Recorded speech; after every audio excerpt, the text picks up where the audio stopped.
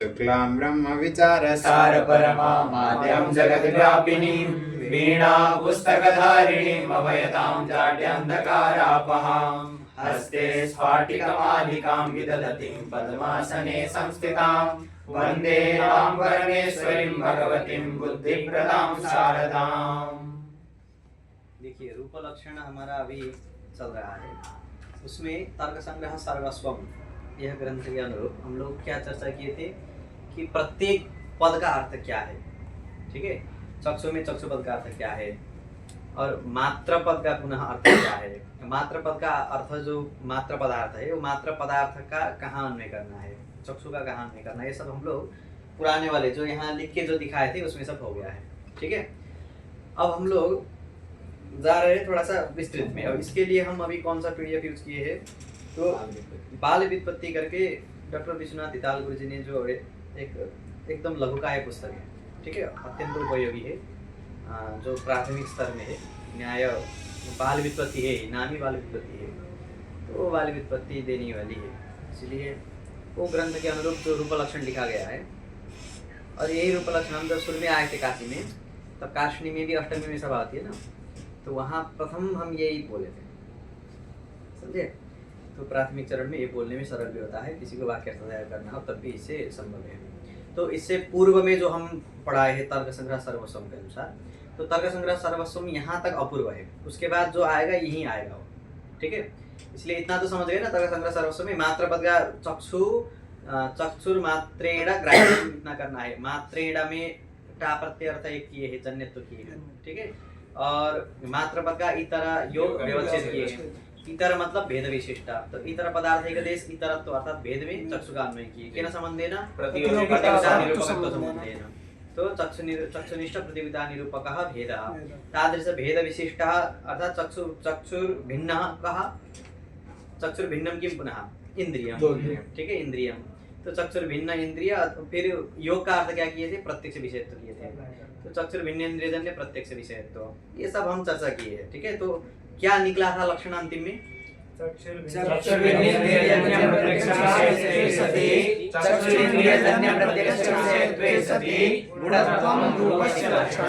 है, यहाँ तक निकला है। तो अब इसको एक बार यहाँ से बात हो, वो बंद करो। अत्र चक्षुर्ग्राह्यत्वं नाम चक्षुरिंद्रियजन्य प्रत्यक्ष विषयत्वं। ठीक है, चक्षुर्ग्राह्यत्व मात्र पद जब नहीं देंगे तो चक्षुर्ग्राह्यत्व का कितना बचेगा, चक्षुरिंद्रियजन्य प्रत्यक्ष विषयत्वं, इतना ही होगा, वही लिख रहे हैं। मात्र पदस्य इतर व्यावर्तकत्वार्थकत्वेन, अच्छे से पढ़ो। मात्र पदस्य इतर व्यावर्तकत्वार्थकत्वेन, इतर व्यावर्तकत्वार्थकत्वं कस्य अस्ति, मात्र पदस्य अस्ति। अर्थात मात्र पदम किमर्थकम, इतर व्यावर्त्यर्थकम। मात्र पद का अर्थ क्या है, इतर व्यावृत्ति। ठीक है, इतर व्यावृत्ति, इतर व्यावृत्ति मतलब इतर योग व्यावृत्ति, यही अर्थ निकलता है। हाँ, चक्षुर्भिन्नेन्द्रियजन्य प्रत्यक्षा विषयत्वे सति चक्षुरिंद्रियजन्य प्रत्यक्ष विषयत्वे सति गुणत्वं रूपस्य लक्षणमिति फलितम्। देखो यहाँ तक हम ये तर्क संग्रह सर्वस्वम से जो देखे है ना, ये कैसे फलितम, तो सब पुराना जो स्थिति पढ़ाए थे उसमें पूरा एकदम क्लियर हो गया है। ठीक है, तो क्या फलित होता है ये, तो चक्षुर्भिन्नेन्द्रियजन्य प्रत्यक्षा विषयत्वे सति चक्षुरिंद्रियजन्य प्रत्यक्ष विषयत्वे सति गुणत्वं रूपस्य लक्षणमिति फलितम्। इतना क्लियर है ना। हाँ, अब इस बात पढ़ो। चक्षुरिंद्रियजन्य प्रत्यक्षम इदं रूपम इत्याद्याकारकम प्रत्यक्षम। हाँ देखो, चक्षुरिंद्रियजन्य, चक्षुरिंद्रिय तो हमको पता है, चक्षुरिंद्रिय है ना, उस चक्षुरिंद्रियजन्य प्रत्यक्ष कैसा होता है, मतलब वो प्रत्यक्ष का आकार, यदि ज्ञान का यदि शब्दतः बोलना हो तो क्या बोलेंगे, इदम रूपम। ये क्या है, इदम रूपम, यह जो प्रत्यक्ष है, इत्याकारक प्रत्यक्ष, यही प्रत्यक्ष नहीं है, इत्याकारक जो प्रत्यक्ष है, जो ज्ञान है, वो चाक्षु से अतिरिक्त हो ही नहीं सकता है। ठीक है, क्योंकि इदम रूपम करके तो इंद्रिय आदि प्रत्यक्ष कर सकते हैं, नहीं कर सकते हैं। इसलिए चक्षुरिंद्रियजन्य प्रत्यक्षम कीदृशम, इदम रूपम इत्याकारकम प्रत्यक्षम। ठीक, रूपे च चक्षुर्भिन्नेन्द्रियजन्य प्रत्यक्षा विषयत्वस्य। देखो लक्षण समन्वय कर रहे हैं, ये लक्षण को कहाँ ले जाना है, रूप का लक्षण तो रूप में ले जाना है, तो रूपे किम किम अस्ति, चक्षुर्भिन्नेन्द्रियजन्य प्रत्यक्षा विषयत्वस्य। हाँ, और चक्षुरेन्द्रियजन्य प्रत्यक्ष विषयत्वम् अस्ति और गुणत्वम् अस्ति। सविद्यमानत्वात् लक्षण समन्वय। जिसको ये ऑनलाइन के माध्यम से समझना हो वो सर्च करे, बाल बुद्धिनी भाई विश्वनाथ दिताल करके, तो आर्काइव में मिल जाएगा। ठीक है, वहां से फिर वहां का कितना है, पेज नंबर 5 है, हाँ वहां से देख सकते हैं। हाँ अत्र च गुणत्वपदानुपादाने येनेन्द्रियेण या व्यक्तिर्गृह्यते। देखो एक बार पदकृत्य कर रहे हैं अब। ठीक है, पदकृत्य क्या कर रहे हैं कि 3 पद है, तो 3 पद में प्रत्येक नहीं देंगे तो क्या दोष होगा ये देखना है। एक बार उससे अभी ग्रंथ से बाहर से देखो, फिर ग्रंथ में देखेंगे। कहीं भी गुण, एक रूप गुण विशेष के लक्षण में हम जब गुणत्व देते हैं, ठीक है, ये होकर भी जो गुण है उसको रूप कहेंगे, ऐसा जब बोलते हैं तो एक होकर भी गुण होना चाहिए, मतलब गुण से भिन्न भी ऐसा कुछ हो सकता है, इसलिए गुण होना चाहिए, इतना इसलिए देते हैं हम लोग। जैसे मान लो रूप का लक्षण है चक्षु भिन्न जो त्वगिंद्रिय आदि है उनसे अग्राह्य हो, मतलब उनसे ग्रहण न हो, उनसे प्रत्यक्ष विषय न बन पाए, और चक्षुरिंद्रिय जन्य प्रत्यक्ष का विषय बन पाए, इसको ही रूप कहेंगे, इतना बोलेंगे। तो क्या होता है, तो लिख रहे सब आगे। हाँ, येनेन्द्रियेण या व्यक्तिर्गृह्यते तेनैवेन्द्रियेण तद्गता जातिस्तद्भावश्च गृह्यते। हाँ ये एक नियम है, ये नियम है, मतलब ये वस्तु स्थिति को एक शब्दता हम बोल रहे हैं। ठीक है, देखिए क्या लिखे हैं, तो एन इंद्रियेण या व्यक्तिर्गृह्यते तेनैव इंद्रियेण तद्गता जातिः तद्भावस्य गृह्यते। ठीक है, मान लीजिए जैसे कि हम लोग ये कहानी, आप लोग बोल रहे थे ना कि जाति कैसे प्रत्यक्ष हो सकती है, घटत तो दिखता नहीं है, इसमें हम बताए थे ना घटत तो कैसे दिखता है करके बताए थे। तो यहाँ भी यही है कि जो रूप में रहने वाला जो रूपत्व है वो रूप का ग्रहण रूप चक्षुरिंद्रिय से होगा, तो रूप में रहने वाली जो रूपत्व जाति है उसका भी ग्रहण चक्षुरिंद्रिय से ही होता है, तो इंद्रिय आदि से नहीं होता है। ठीक है, उसी प्रकार से यह वस्तु में रूप नहीं है, अथवा यहाँ यह रूप है, जो इत्याकारक जो प्रत्यक्ष होता है वो भी त्वगिंद्रिय आदि से नहीं हो सकता है। रूप का प्रत्यक्ष त्वगिंद्रिय से जैसे नहीं हो सकता है, उसी प्रकार से रूपाभाव का भी प्रत्यक्ष त्वगिंद्रिय से नहीं हो सकता है। आंख बंद करके कोई वस्तु तुमको सुने दे दे और बताओ इसमें कौन सा रूप नहीं है करके बता सकते हो? कोई भी इंद्रिय से हो सकता है, घ्राणेन्द्रिय से, रसन इंद्रिय से नहीं हो सकता है। इसलिए यथा रूप प्रत्यक्षम चक्षुषा भवति तद्वद रूपाभावस्य रूपत्वस्य च प्रत्यक्षम चक्षुषैव भवति। अतः ये जो रूपत्व में क्या है, रूपत्व रूपाभाव, इसमें क्या है, अथवा रूपत्वाभाव भी बोल सकते हो, रूपत्वम रूपत्वाभाव रूपाभाव, ये सब क्या है, चक्षुरिंद्रिय से ही ग्राह्य है। इसमें भी लक्षण जाएगा, यदि गुणत्व नहीं देंगे तो देखो लक्षण क्या बनेगा, गुणत्व नहीं देंगे तो चक्षुरिंद्रियजन्य प्रत्यक्ष विषयत्वे सति चक्षुर्विनेन्द्रियजन्य प्रत्यक्षाविषयत्वे सति विषयत्वम इतना बनेगा। ठीक है, इतना बनेगा। तो देखो रूपत्व में, रूपत्व चक्षुरिंद्रियजन्य प्रत्यक्ष का विषय है या नहीं? कौन सा प्रत्यक्ष होगा जिसमें रूपत्व भाषित होगा, बताओ? रूपत्व को विषय बनाना हो तो प्रत्यक्ष ज्ञान का आकार कैसे बनाओगे?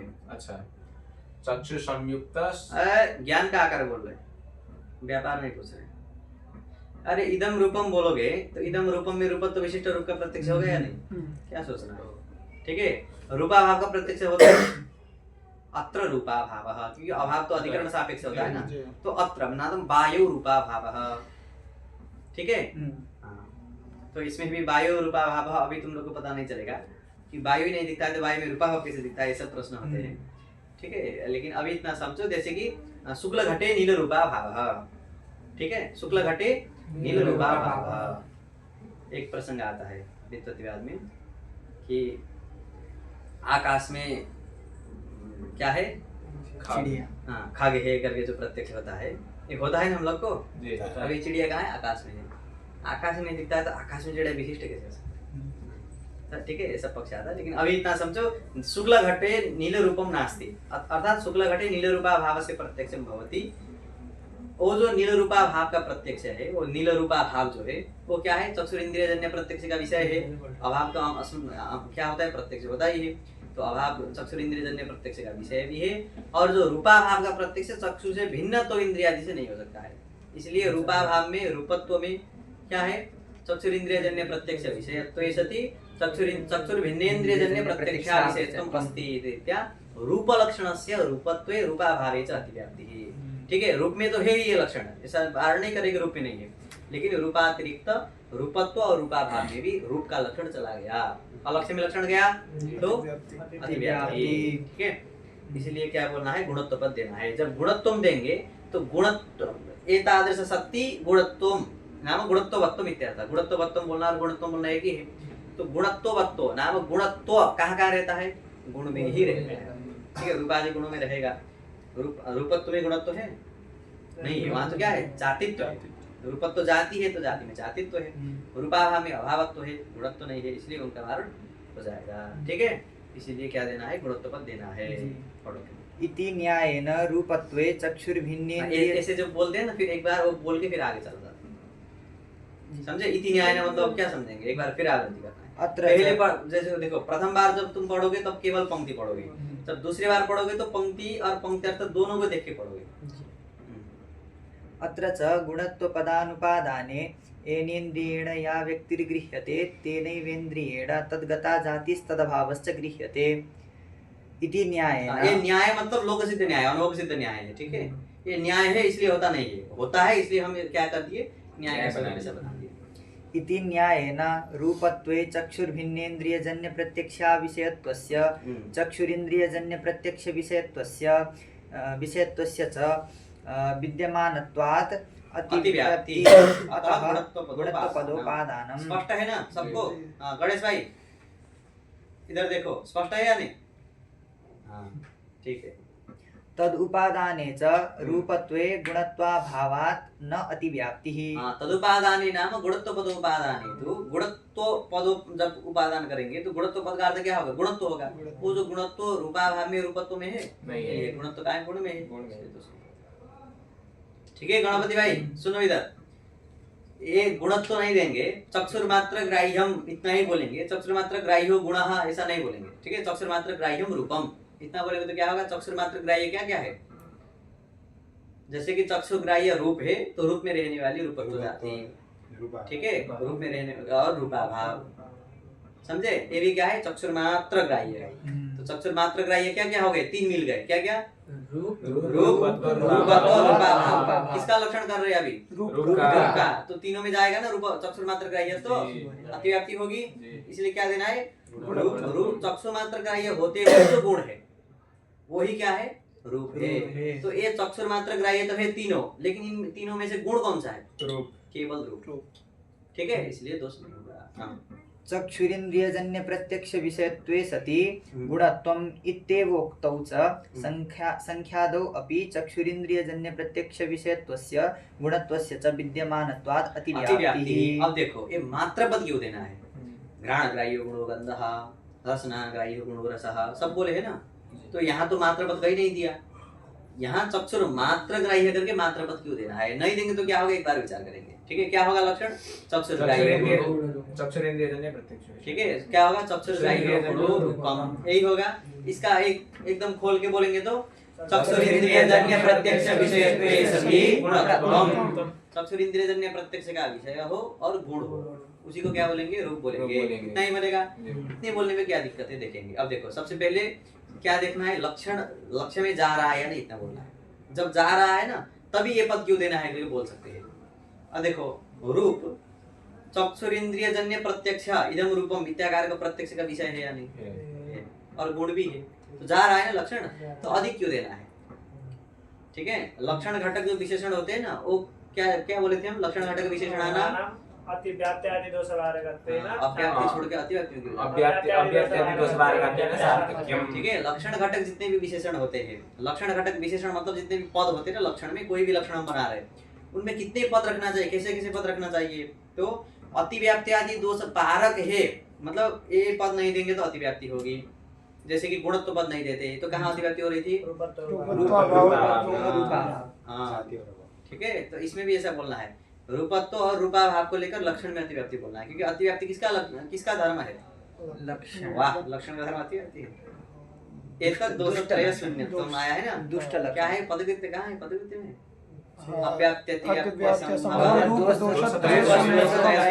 लक्षणम।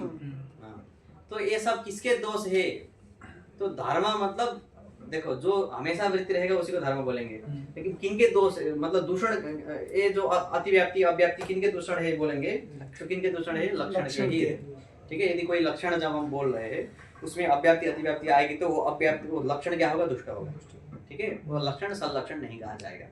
इसीलिए गुणत्व पद न देते तो कहाँ दोष होता, रूपाभाव को लेकर लक्षण में लक्षण रूप लक्षण में दोष होता है। जो हम अभी बोल रहे हैं इस लक्षण में दोष होता है, इसलिए देना है। तो यहाँ जो चक्षुर भिन्नेन्द्रियजन्य प्रत्यक्ष विषय तो न बोलने पर भी तो लक्षण जा रहा है ना, जा रहा है। और देखो ये भी देखो, चक्षुर इंद्रियजन्य प्रत्यक्ष विषयत्व और गुणत्व, ये दोनों जो विशेषण है न तो रूपत्व में है न रूपाभाव में है कहीं नहीं। सोच के बोलो, चक्षुर इंद्रियजन्य प्रत्यक्ष विषयत्व 3 जगह मिल रहा था। कहाँ कहाँ? रूपत्व, रूपाभाव और रूप।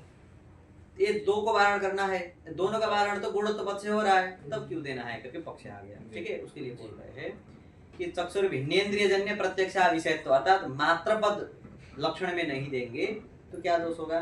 पढ़ो, यही बोल रहे हैं ना अभी, संख्या दो अतिव्याप्ति।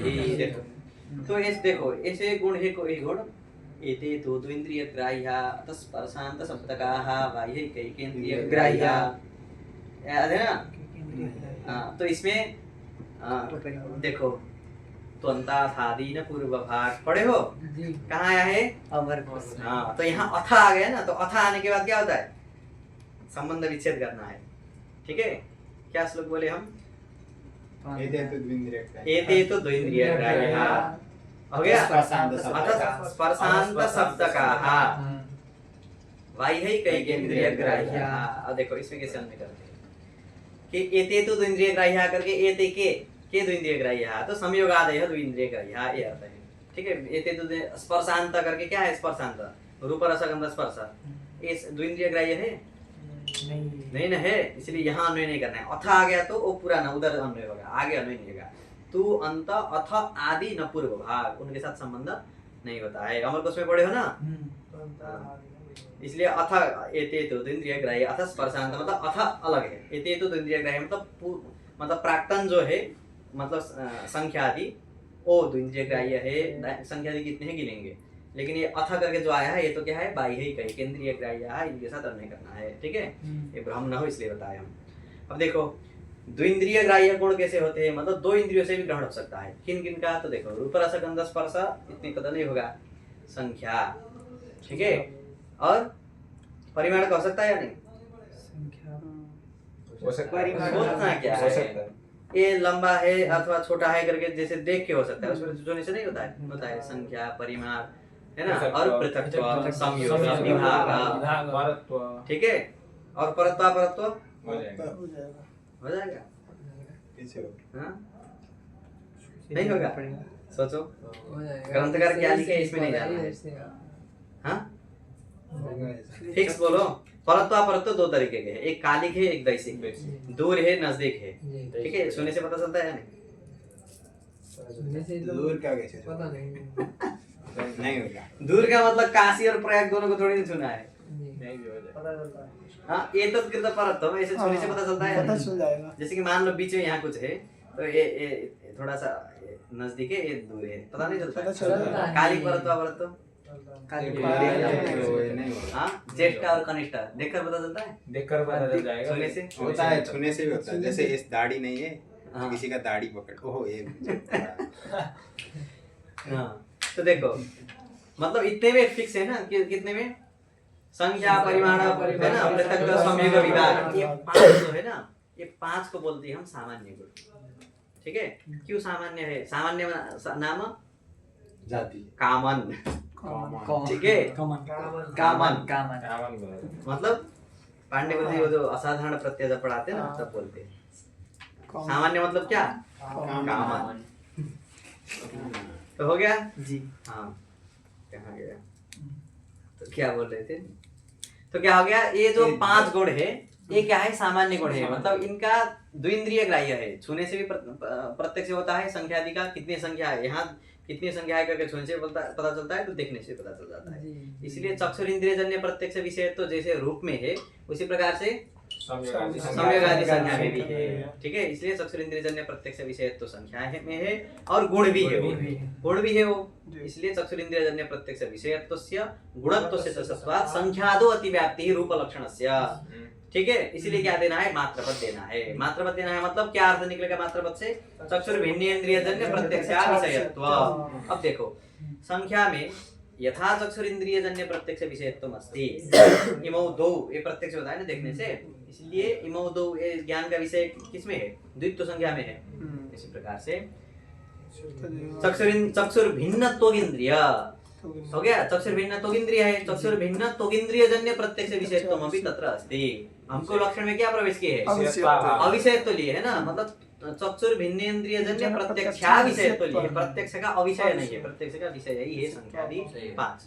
इसलिए क्या कहना है, मात्र, ठीक है। मात्र पदम किमर्थम गणेश भाई, ठीक, यही पढ़ो। चक्षुर्भिन्नेन्द्रियजन्य प्रत्यक्षा विषयत्व पदोपादाने च संख्यादौ चक्षुर्भिन्नत्वगिन्द्रियजन्य प्रत्यक्ष विषयत्वस्यैव विद्यमानत्वात् तादृश प्रत्यक्षा विषयत्वस्य अविद्यमानत्वात् न अतिव्याप्तिः। ठीक है, तादृश प्रत्यक्षा विषयत्वं तत्र नास्ति, अभी तो तादृश प्रत्यक्ष विषयत्वमेव अस्ति इति रीत्या नातिव्याप्तिः। हो गया, हाँ, अब आगे बोलो। चक्षुर्भिन्नेन्द्रियजन्य प्रत्यक्षा विषयत्वे सति, अब देखो इतना ही बोलेंगे। अब क्या है, अब देखो एक ही में फंस रहे हैं हम लोग। कहाँ फंस रहे हैं अभी रूपत्व रूपाभाव एकदम सब निपट गए। अब कहाँ फंसे हैं हम लोग, संख्यादि में फंसे हैं। संख्यादि को यदि वारण ही करना हो तो संख्या का वारण करने के लिए क्या विशेषण दिए थे हम लोग, चक्षुर्भिन्नेन्द्रियजन्य प्रत्यक्षा विषयत्व, इतने से संख्या का वारण हो जाएगा, इतना ही दे दो तब तो। चक्षुर्भिन्नेन्द्रियजन्य प्रत्यक्ष हो गया तो इंद्रियजन्य प्रत्यक्ष, तद विषयत्व सामान्य गुण में है ही, ठीक है, 5 में है ना, संख्या 5 में। तो क्या करेंगे, चक्षुर्भिन्नेन्द्रियजन्य प्रत्यक्षा विषयत्व देंगे, ठीक है। तो प्रत्यक्ष विषयत्व ही 5 में है, प्रत्यक्षा विषयत्व कहाँ है, तो रूप में, रूप चक्षुर भिन्न तो अन्य, मतलब चक्षुर भिन्न तो ही लेना है इसमें, क्योंकि अन्य ग्रहण से तो कोई मतलब है ही नहीं, इसलिए हमको तो, क्योंकि द्विंद्रिय ग्राह्य मतलब चक्षु और त्वक दोनों से ग्राह्य आता है। अब देखो चक्षुर, अब क्या बोलेंगे हम, चक्षुर भिन्नेन्द्रियजन्य प्रत्यक्षा विषयत्वे सति गुणत्वम, इतना बोलेंगे, ठीक है। चक्षुर भिन्नेन्द्रियजन्य प्रत्यक्षा विषयत्वे सति गुणत्वम, इतना बोलेंगे तो दोष हो रहा है उसमें, संख्यादि में नहीं हो रहा है, क्योंकि चक्षुर भिन्नेन्द्रियजन्य प्रत्यक्ष विषयत्व ही है, अविषयत्व नहीं है। अब देखो रूप में समन्वय भी हो रहा है, चक्षुर भिन्नेन्द्रियजन्य प्रत्यक्ष हो गया तो चक्षुर भिन्नेन्द्रियजन्य प्रत्यक्ष हो गया तो इंद्रियजन्य प्रत्यक्ष, तद अविषयत्व रूप में है और गुणत्व भी है, तो फिर वही क्यों देना है। इसके लिए क्या होगा, अब देखो जब इतना ही बोलेंगे कहाँ फंसेंगे कि चक्षुर्भिन्नेन्द्रियजन्य प्रत्यक्षा विषयत्व और गुणत्व, मतलब देखो चक्षुर्भिन्नेन्द्रियजन्य प्रत्यक्ष का अविषय भी हो और गुण भी हो, ऐसा केवल रूप हो सकता है, सोचो। केवल रूप नहीं हो सकता, केवल रूप ही होगा जो चक्षुर्भिन्नेन्द्रियजन्य प्रत्यक्ष का विषय हो, मतलब चक्षु से इतर जो किसी भी इंद्रिय से उसका ग्रहण न हो सके और गुण भी है, केवल रूप हो सकता है। अन्य कहीं दिख रहा है, रस आदि भी नहीं होंगे, चक्षुर्भिन्नेन्द्रिय हो सकता है ना।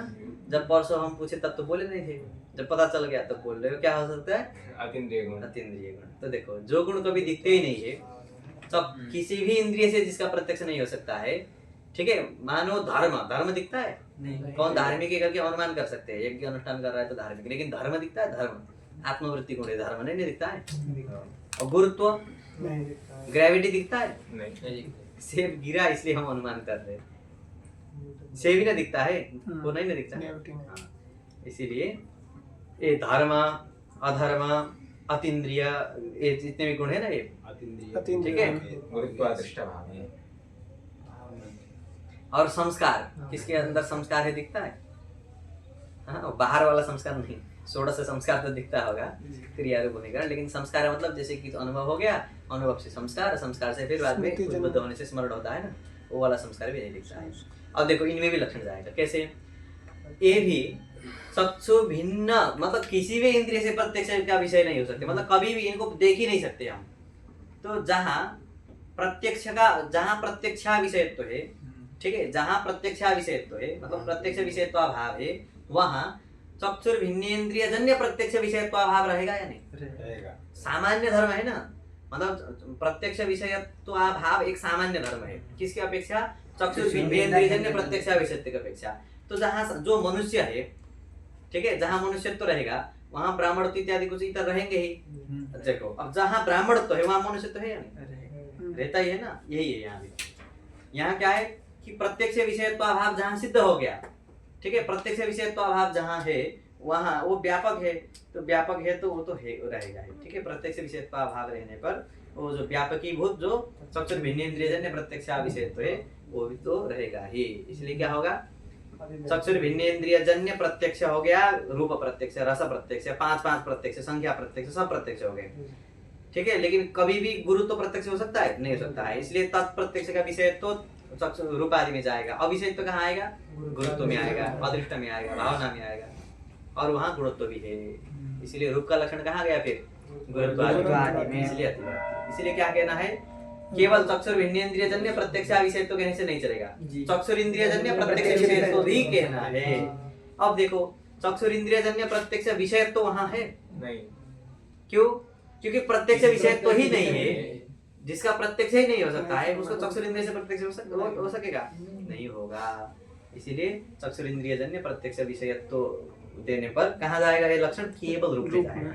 चक्षुर भिन्नेन्द्रियजन्य प्रत्यक्ष का विषय और चक्षुर इंद्रियजन्य प्रत्यक्ष का विषय केवल रूप ही होगा, और वो गुण भी है, इसीलिए काम बनेगा। ठीक है, प्रत्येक तीनों पद का सार्थक्य हो गया ना। हाँ, चक्षुर्भिन्नेन्द्रियजन्य प्रत्यक्षा विषयत्वे सति गुणत्वम् इत्येव उक्तौ धर्मादि अतीन्द्रिय गुणेषु चक्षुर्भिन्नेन्द्रियजन्य प्रत्यक्षा विषयत्वस्य गुणत्वस्य च विद्यमानत्वात् अतिव्याप्तिः। स्पष्ट है। हाँ, चक्षुरिन्द्रियजन्य प्रत्यक्ष विषयत्व पदोपादाने च धर्मादि गुणेषु चक्षुरिन्द्रियजन्य प्रत्यक्ष विषयत्वाभावात् न अतिव्याप्तिः। ठीक है, धर्मादिषु प्रत्यक्ष विषयत्वाभावात् चक्षुरिन्द्रियजन्य प्रत्यक्ष विषयत्वमपि नास्ति।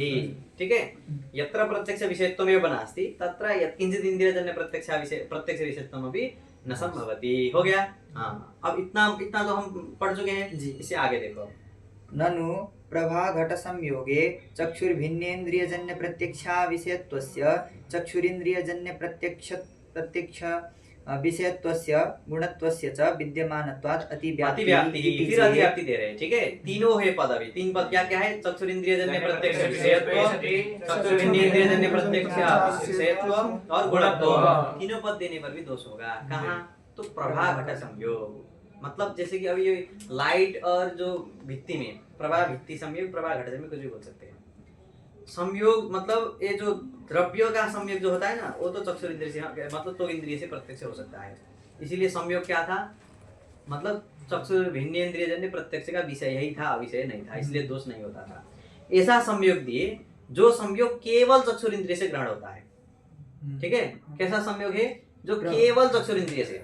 देखो, सामान्य संयोग जैसे कि दो वस्तुओं का जो संयोग है ये तो त्वग इंद्रिय से भी प्रत्यक्ष चलेगा, लेकिन ऐसा संयोग जो केवल चक्षुर इंद्रिय से ही प्रत्यक्ष होता है, उसमें चक्षुर इंद्रियजन्य प्रत्यक्ष विषयत्व भी है और चक्षुर भिन्न त्वग इंद्रियादिजन्य प्रत्यक्ष का अविषयत्व भी है, गुणत्व भी है।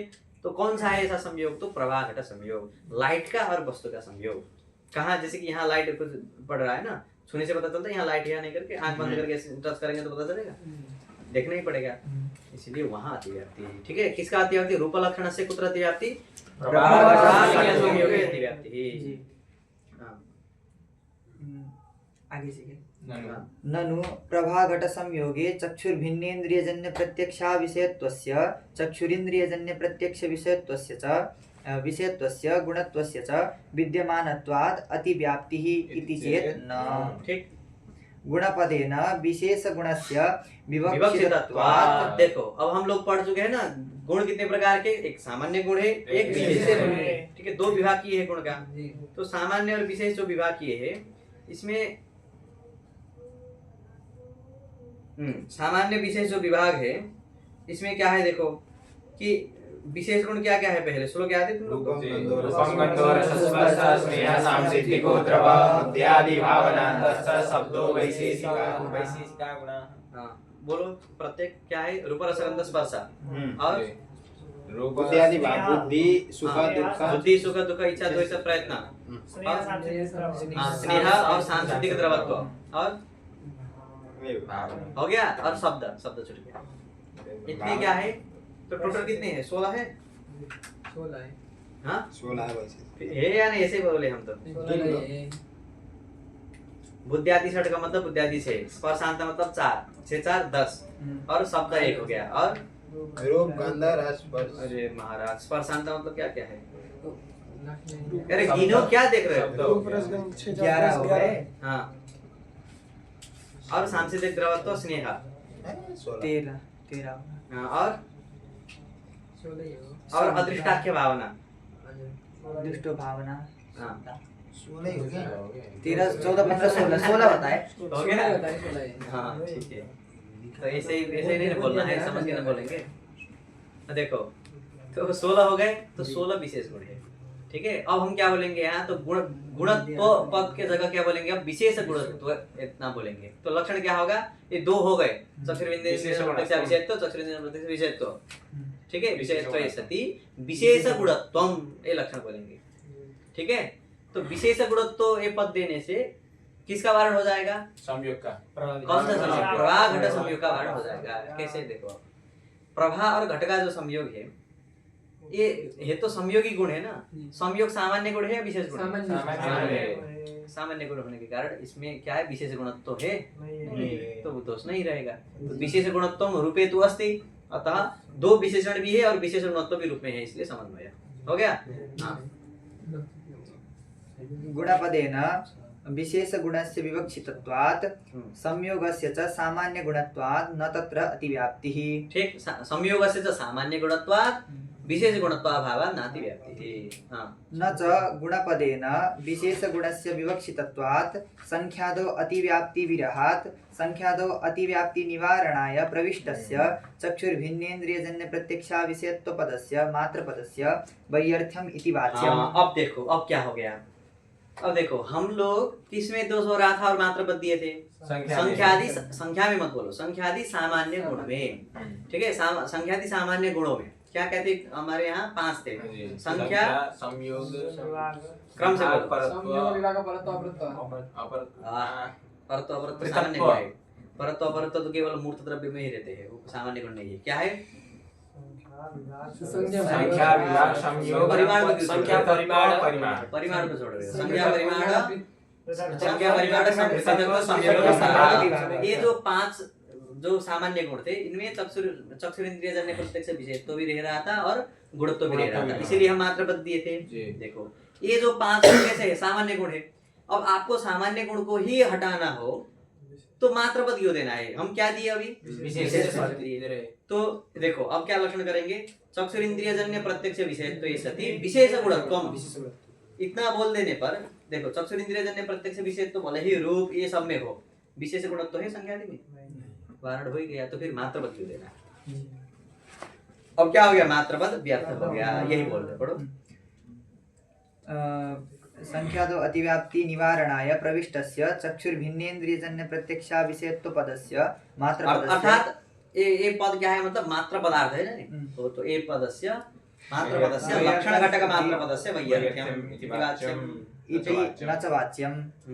चक्षुरिंद्रियजन्य प्रत्यक्ष विषयत्वे सति विशेष गुणत्व मात्रस्य लक्षणत्वे। अब लक्षण क्या बनेगा, चक्षुरिंद्रियजन्य प्रत्यक्ष विषयत्वे सति विशेष गुणत्वम्, इतना ही लक्षण करेंगे तो लक्षणत्वे जलमात्र वृत्ति सांसिद्धिक द्रवत्वे अतिव्याप्तिः। फिर भी फंसेंगे, कहाँ फंसेंगे? तो देखो, द्रवत्व 2 प्रकार का है। ठीक है, क्या है? एक नैमित्तिक है, एक सांसिद्धिक। जो निमित्त को मिलके जिसका द्रवत्व दिखाई देता है उसको हम क्या बोलेंगे? नैमित्तिक द्रवत्व। ठीक है, कुछ निमित्त मिलने पर ही जहाँ द्रवत्व दिखाई दे, जो द्रवत्व जिसमें जो पदार्थ जो गुण द्रवत्व के रूप में दिखाई दे।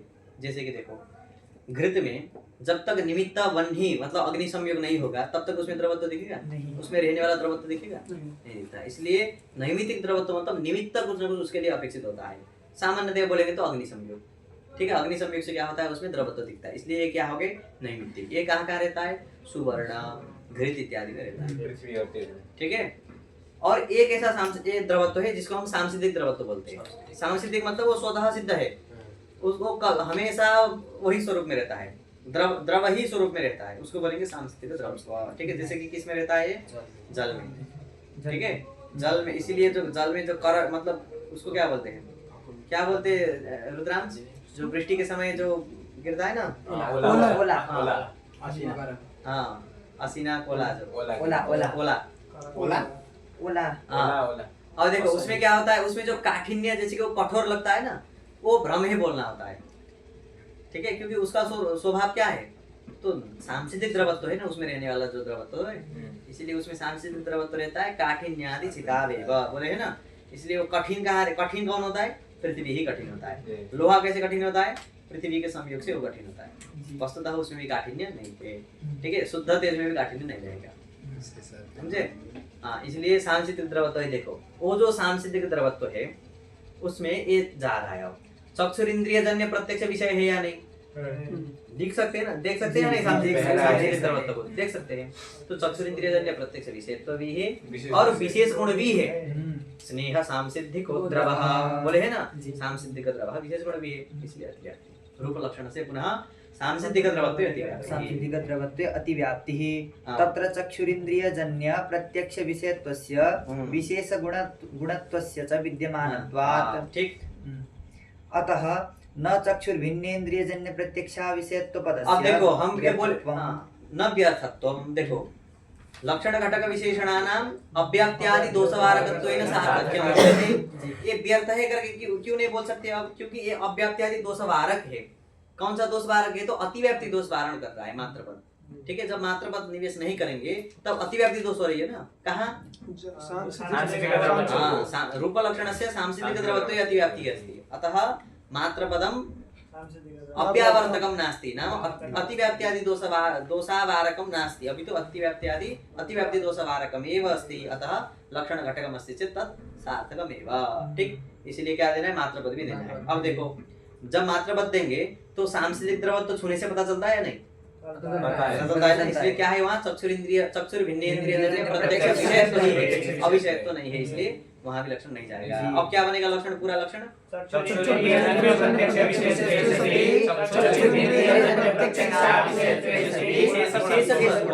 ये बनेगा। ये बोलेंगे तो कहीं भी नहीं जाए, ना तो प्रभावित संयोग में, न तो सांसिधिक द्रवत्व में, ठीक है। अब आगे तदुपादाने च सांसिधिक द्रवत्वे चक्षुर्भिन्नत्व त्वगिन्द्रिय जन्य प्रत्यक्ष विषयत्वस्यैव विद्यमानत्वाद् न तत्र नातिव्याप्तिः, ठीक है। हाँ, ननु तथापि परमाणु रूपे चक्षुरिन्द्रियजन्य प्रत्यक्ष विषयत्वस्य विरहाद् अव्याप्तिः। फिर अव्याप्ति देखो, अब रूप का लक्षण बोल रहे हैं।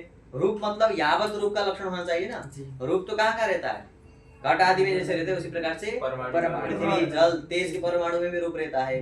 लेकिन जब परमाणु ही नहीं दिखता है तो परमाणु में रहने वाला रूप दिखता है? नहीं दिखता है। आश्रय ही है जो प्रत्यक्ष नहीं है, तो उसमें रहने वाला वस्तु कैसे दिखेगा?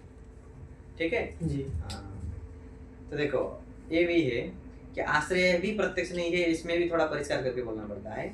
आश्रय में जहाँ महत्व परिमाण नहीं रहता है ना, वहाँ रहने वाले वस्तु भी नहीं दिखते, ठीक है। जैसे कि आश्रय क्या है? परमाणु है। परमाणु में यदि महत्व परिमाण नहीं रहेगा तो वो परमाणु में रहने वाले वस्तु भी नहीं दिखेंगे, परमाणु भी नहीं दिखेगा, ठीक है। ये क्यों बोलना है बताएंगे बाद में, ठीक है। वायुवादी स्थल में कैसे दोष होता है, आकाशादी स्थल में, तो वो बताएंगे। तो अभी क्या हो गया? तो चक्षुरिंद्रियजन्य प्रत्यक्ष विषय तो परमाणु रूप में है नहीं है, ठीक है। वहाँ क्या है? चक्षुरिंद्रिय किसी प्रत्यक्ष नहीं होता है, क्या चक्षुरिंद्रिय तो प्रत्यक्ष विषय तो ही नहीं है, इसलिए पुनः अव्याप्ति।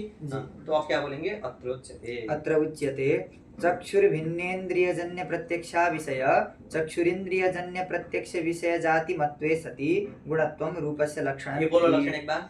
चक्षुर्भिन्नेन्द्रियजन्य प्रत्यक्षा विषय चक्षुरिन्द्रियजन्य प्रत्यक्ष विषय जाति मत्वे सति गुणत्वं रूपस्य लक्षणं। अब देखो हम लोग पृथ्वी के लक्षण में पढ़ चुके हैं, ठीक है। गंधवत्तम पृथ्वी लक्षण उत्पत्ति कालीन घटे अवस्थिति। तो क्या किए हम? जाति घटित लक्षण। यहाँ भी जाति घटित करना है। भले ही रूप हर जगह रहने वाला रूप का प्रत्यक्ष न हो, लेकिन परमाणु रूप में रहने वाला रूपत्व हो, घट रूप में रहने वाला रूपत्व है, वो तो एक है ना। तो घट रूप में रहने वाला रूपत्व को प्रत्यक्ष हो गया तो परमाणु रूप में रहने वाला रूपत्व का प्रत्यक्ष हुआ या नहीं, ये बताओ कैसे? परमाणु रूप का प्रत्यक्ष नहीं है, फिर भी परमाणु रूप में रहने वाला रूपत्व का प्रत्यक्ष हो सकता है। कैसे? क्योंकि रूपत्व तो एक है ना। घट रूप में रहने वाला रूपत्व का प्रत्यक्ष हो सकता है, तो वही रूपत्व वहीं तो रहता है, ठीक है। इसलिए क्या किए यहाँ? जाति घटित लक्षण किए। अब पहले क्या बोलते थे? देखो चक्षुरिंद्रियजन्य प्रत्यक्ष विषय बोलते थे, विषय तो घट रूप में ले जाते थे। अब क्या कहना है? विषय तो कहाँ ले जाना है? जाति में। तादृश जाति मत्वम, ठीक। अब क्या होगा? देखो चक्षुरिंद्रियजन्य प्रत्यक्ष विषय जाति मत्वे सति फिर चक्षुर्भिन्नेन्द्रियजन्य प्रत्यक्षा विषय जातिमत्वे सति हो गया। यही बोलना है। इसके लिए दो जगह ये जाति जाति नहीं बोलेंगे, हम थोड़ा शॉर्टकट कर देंगे। वो शॉर्टकट में लिखे है चक्षुर्भिन्नेन्द्रियजन्य प्रत्यक्षा विषय, ये जाति में विशेषण, ठीक है। प्रत्यक्षा विषय जाति और चक्षुरिंद्रियजन्य प्रत्यक्ष विषय जाति, अर्थात इसको खोल के बोलेंगे तो चक्षुर्भिन्नेन्द्रियजन्य प्रत्यक्षा विषय जाति मत्वे सति, चक्षुरिंद्रियजन्य प्रत्यक्षा विषय जाति मत्वे सति गुणत्वम्। अब इतने बोलने पर विशेष पद भी नहीं देना है, ठीक है, वो बताएंगे आगे, पढ़ो।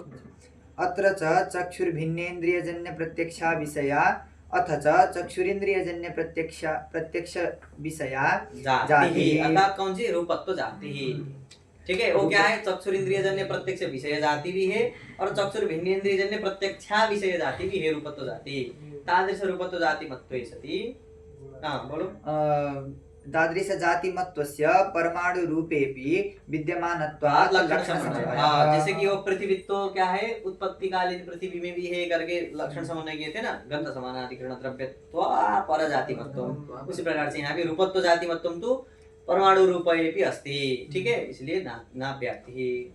अत्र च संयोगत्व जातेः चक्षुर्भिन्नत्वगिन्द्रियजन्य प्रत्यक्ष विषयत्वात् चक्षुर्भिन्नेन्द्रियजन्य प्रत्यक्षा विषय चक्षुरिंद्रियजन्य प्रत्यक्ष विषय जाति पदेन संयोगत्व जातेः ग्रहणासंभवात् न प्रभाघट संयोगे अतिव्याप्तिः इति विशेष पदम नोपादेयम्।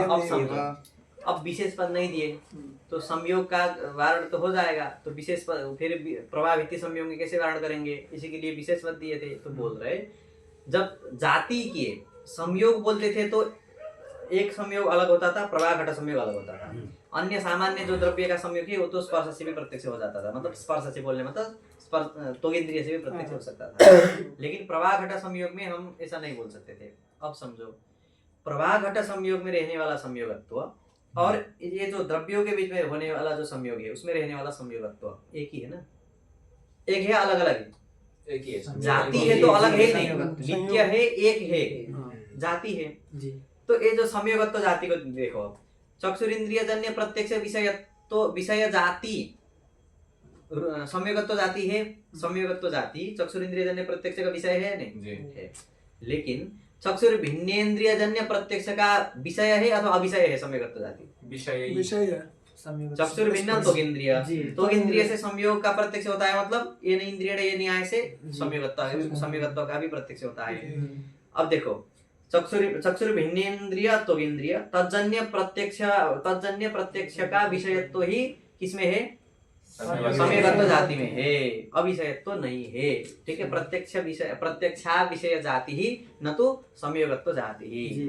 अब संयोगत्व जाति को ही नहीं लेंगे तो तादृश जातिमत्वम् न तो प्रभाघट संयोगे न तो सामान्य घट संयोगे, इसलिए कहीं भी दोष नहीं होगा। इसलिए विशेष पदम जब जाति घटित लक्षण करेंगे तो विशेष पदम नोपादेयम्, ठीक। अत्र च गुणत्व पदानुपादाने चक्षुर्भिन्नेन्द्रियजन्य अब देखो इतना हो गया, जब संयोग में भी दोष नहीं हो रहा है। अब देखो, जाति मत्तुम जब बोल दिए ना, पहले क्या होता था? चक्षुरिंद्रियजन्य प्रत्यक्ष विषय, चक्षुर्भिन्नेन्द्रियजन्य प्रत्यक्षा विषय, इतना ही बोलने पर तीन पदार्थ मिलते थे, एक रूप, एक रूपत्व, एक रूपाभाव, ठीक है। उसके लिए हम गुणत्व पद दिए थे। ये देखो, वारण किन किन का करना है? रूपत्व का और रूपाभाव का।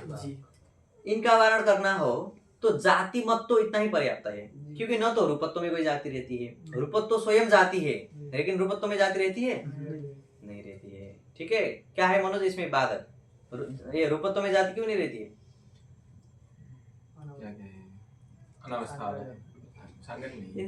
एकदम मतलब विवेक से नहीं बोलता है, लेकिन सही उत्तर बोलता है। क्योंकि वैशिष्ट कहीं पूछना ना तो ऐसे सामानादि करने ना बोल देते हैं, पता नहीं है उसको सही है नहीं, अभी भी अनावस्था उसको पता नहीं है। मुझे पता था ओ ठीक है, तो अनावस्था, ठीक है। तो जाति में जाति नहीं स्वीकार किया जाता है। तो क्या हो गया, क्या बोल रहे थे हम? तो गुणत्व पद नहीं देंगे तब भी काम हो रहा है ना जी, क्योंकि जाति मत तो बोलने से चक्षुरिंद्रियजन्य प्रत्यक्ष विषय, चक्षुर्भिन्नेन्द्रियजन्य प्रत्यक्ष विषय, चक्षुरिंद्रियजन्य प्रत्यक्ष विषय जाति मत्वम, इतना बोलेंगे तो न तो रूपत्व में जाएगा न तो रूपाभाव में। अभाव में जाति रहती ही नहीं है। अभाव में बोलो, अभाव में क्यों जाति नहीं रहती है?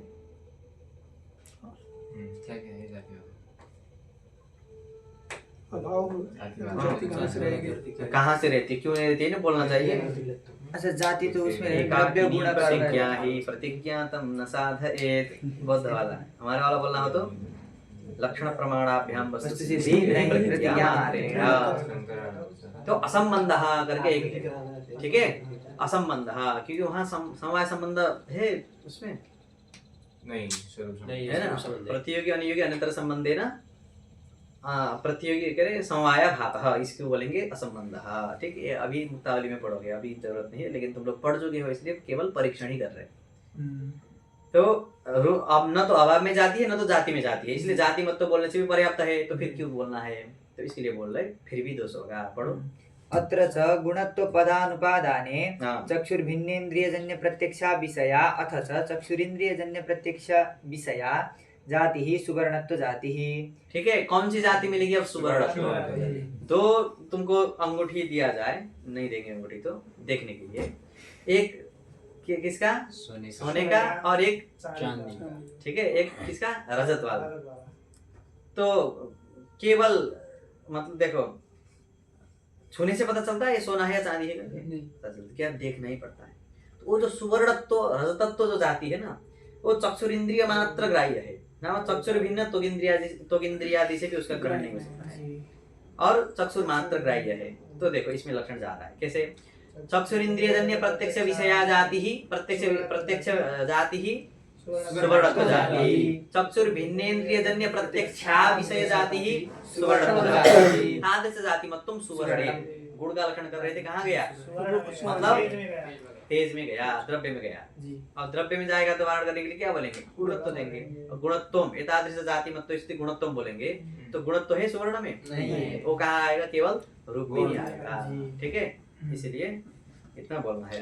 तादृश जाति मत्वस्य सुवर्णादौ सत्वाद अतिव्याप्तिः इति गुणत्वपदोपादानम् तदुपादाने च सुवर्णे गुणत्वाभावान् न नातिव्याप्तिः। तो निष्कृष्ट क्या बना? चक्षुरिन्द्रियजन्य प्रत्यक्ष विषयत्वे सति चक्षुरिन्द्रियजन्य प्रत्यक्ष विषय।